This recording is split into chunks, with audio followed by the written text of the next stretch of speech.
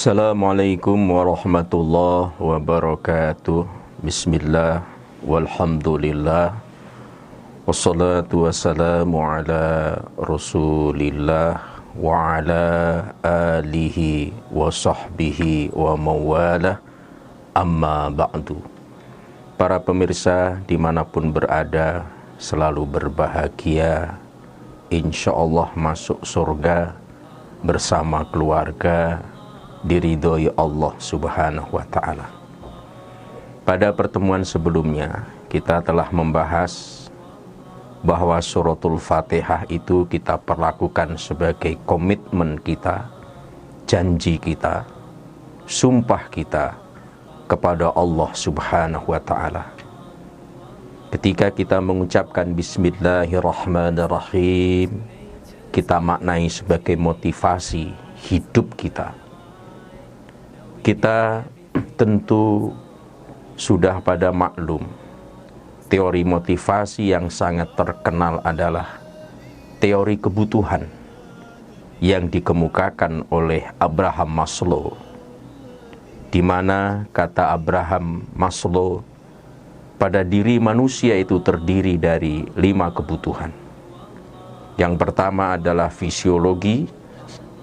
Fisiologis ini adalah kebutuhan yang paling mendasar, makan, minum, rumah, dan kebutuhan biologis. Yang kedua, rasa aman. Yang ketiga, sosial, diterima oleh kelompok, berinteraksi, kebutuhan dicintai dan mencintai. Yang keempat, penghargaan. Dan yang tertinggi, yang kelima adalah aktualisasi diri. Itulah teori yang sangat terkenal yang dikemukakan oleh Abraham Maslow. Sebagai seorang muslim, kita harus paham bahwa kita ada di dunia ini, misi kita adalah beribadah kepada Allah. Wa ma khalaqtul jinna wal insa illa liya'budun. Dan aku tidak menciptakan jin dan manusia, melainkan supaya mereka menyembahku. Rentang usia 60 tahun, 70 tahun, 100 tahun, berapa tahun pun kita hidup, seluruhnya aktivitasnya harus dalam rangka mengabdi kepada Allah Subhanahu wa ta'ala. Penggunaan waktu yang meskipun hanya 1 detik yang tidak digunakan untuk mengabdi, sebenarnya itu adalah pembajakan atau pengkhianatan bahasa kasarnya. Maka seluruh kehidupan kita sejak akil balik, maka setiap detak jantung kita, langkah, keputusan, perkataan kita, motivasinya harus dalam rangka beribadah kepada Allah Subhanahu wa ta'ala. Jadi untuk menjadi seorang yang mengaktualisasikan diri, tidak harus terpenuhi seluruh kebutuhannya, tapi yang jelas dalam memenuhi kebutuhan fisiologis, rasa aman, sosial, penghargaan, aktualisasi diri, semuanya sebagai seorang muslim diniatkan dalam rangka mengabdi kepada Allah Subhanahu wa ta'ala. Itulah ketika seseorang membaca suratul Fatihah, maka meskipun ada perbedaan antara yang jahar dengan yang sir ketika mengucapkan Bismillahirrahmanirrahim, itu persoalan lain. Tapi yang jelas, Bismillahirrahmanirrahim harus dimaknai sebagai motivasi di dalam hidup kita. Dalam tafsir Ma'rifatul Quran, Mufti Sofi Usman mengatakan, 1.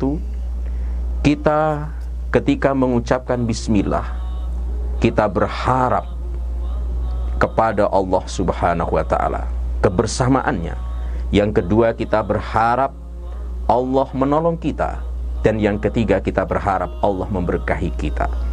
Itulah sehingga dalam hadis dhaif yang substansinya sungguh sangat menarik, setiap perkataan atau perkara yang penting, perbuatan yang baik yang tidak diucapkan basmalah atau tidak mengingat Allah, maka fahuwa abtar, maka dia terputus. Terputus bisa karena tidak diberkahi, tidak dibersamai oleh Allah, dan yang lebih mengerikan, jika terputus itu dimaknai seluruh aktivitas itu tidak dianggap ibadah. Itu adalah kecelakaan besar dalam kehidupan kita. Itulah sehingga Bismillahirrahmanirrahim itu adalah motivasi hidup kita. Ketika kita melaksanakan suatu pekerjaan, lalu kita baca bismillah dengan nama Allah, maka sesungguhnya kebersamaan Allah beserta dengan kita. Tentu Allah tidak bisa dibandingkan dengan bupati, gubernur, presiden, maka jauh sekali. Jika kepada Pak Camat, Pak Bupati saja, ketika kita di hadapannya, kita mempersembahkan pekerjaan yang ihsan, pekerjaan yang baik, lalu bagaimana jika kita mengatasnamakan Allah Subhanahu wa ta'ala? Maka jika seorang ibu menyapu rumahnya, lalu dia mengawalinya dengan bismillah, dan masih ada kotoran dan tidak dibersihkan kotoran itu dengan anggapan tamu tidak akan tahu, maka dia telah mengkhianati bismillah.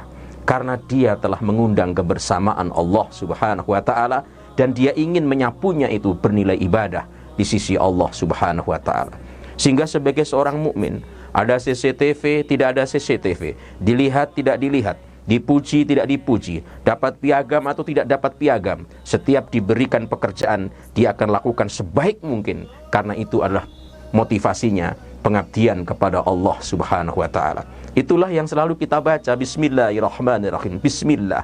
Maka Rasulullah mengajarkan bismillah setiap akan memulai satu pekerjaan.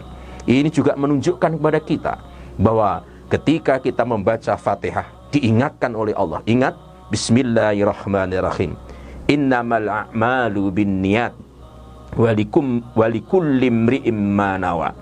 Amal itu tergantung pada niatnya, dan seseorang hanya mendapatkan sesuai dengan apa yang diniatkan. Maka seorang mukmin tatkala dia salat mengucapkan basmalah ini, di luarnya maka seluruh aktivitasnya harus dalam rangka spirit inna sholati wa nusuki wa mahyaya wa mamati lillahi rabbil alamin. Semuanya dalam rangka motivasinya mencari keridhaan Allah Subhanahu wa ta'ala. Sehingga ada kisah menarik ketika putri Rasulullah Fatimah Az-Zahra menumbuk gandum hingga melepuh tangannya. Maka ketika menumbuk gandum hingga melepuh tangannya, muncul kejenuhannya. Saat itu muncul ucapannya yang tanpa sadar didengar oleh sang suami, yaitu Sayyidina Ali, tetap tidak keluar dari koridor tauhid. Apa itu? Kalau bukan karena Allah, aku tidak sudi menumbuk gandum sampai melepuh tangan saya. Lalu didengar oleh sang suami, lalu menimpali, wahai putri Rasulullah, aku pun demikian. Jika bukan karena Allah, aku tidak sudi memanggul air untuk dirimu. Ini menunjukkan betapa mereka itu dalam setiap gerak, langkah, kata, pikir, keputusan, semuanya adalah motivasinya adalah Allah Subhanahu wa ta'ala. Oleh karena itu harus kita ingat ketika di dalam sholat kita membaca bismillahirrahmanirrahim, baik dengan jahar maupun dengan sir, itu harus dipahami motivasi hidup kita setelah kita selesai sholat adalah dalam rangka atas nama Allah Subhanahu wa ta'ala. Makanya Rasul mengajarkan ketika hendak berwudu, bismillah. Ketika hendak menyuap makanan, bismillah. Ketika hendak pergi meninggalkan rumah, bismillahi tawakkaltu Allah, la haula wa la quwata illa billah. Dan ketika hendak memotong kambing, onta, ayam, bismillahi Allahu akbar. Dan ketika mendekati istri pun bismillah, Allahumma jannibna syaitan wa jannibna syaitan ma razaqtana. Oleh karena itu setiap gerak langkah kita awalilah dengan bismillah. Motivasi kita adalah mencari ridha Allah Subhanahu wa ta'ala. Mohon maaf, wallahu waliyul muttaqin. Assalamualaikum warahmatullahi wabarakatuh.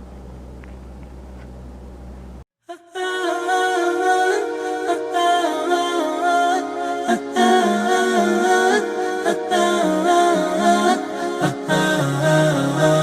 ah, ah, ah.